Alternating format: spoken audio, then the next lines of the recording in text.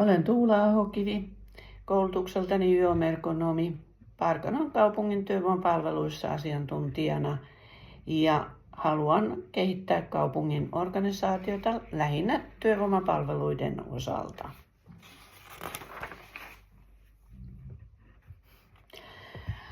Työikää on vielä ja haluan kehittää omia johtamisominaisuuksia ja edetä vielä urallani.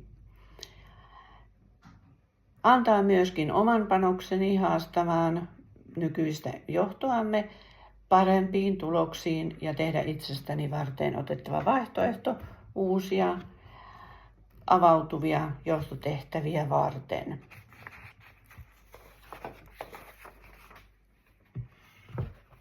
Koulutuksen avulla kehittäisin erityisesti asioiden ja henkilöiden johtamisen tasapainoa omassa tiimissä ja kuinka tiimistä saisi mahdollisimman parhaan.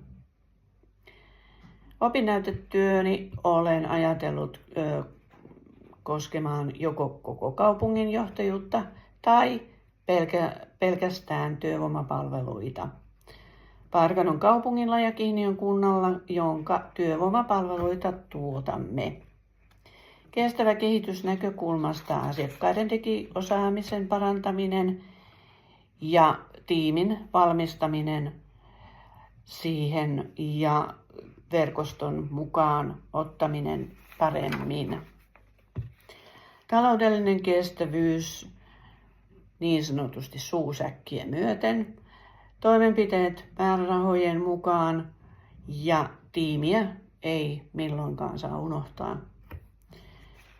Johtajuusominaisuudet, taidot ja kehittäminen, kuuntelutaito, kokonaisuuksien hahmottaminen on tärkeimmät, työkavereiden tunteminen ja taito saada heidät avautumaan, palautteen antaminen, sen taidon, sitä kyllä on, mutta sitä tarvitaan lisää. Kehittäminen niitä erilaisilla harjoituksilla työkavereiden kesken. Harjoituksia varmaan koulutuksen aikana pystyy soveltamaan. Johtajaidentiteetin kehitysvaihe on mielestäni tällä hetkellä noviisi. Johtajuusajattelun taso 0–5–3.